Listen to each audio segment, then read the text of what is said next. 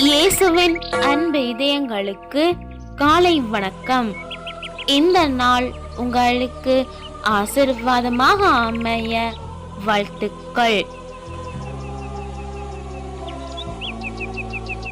இப்புதிய நாளுக்கான ஆசீர்வாத இறைவசனம் யோவான் அதிகாரம் 14 இறை வார்த்தை 17.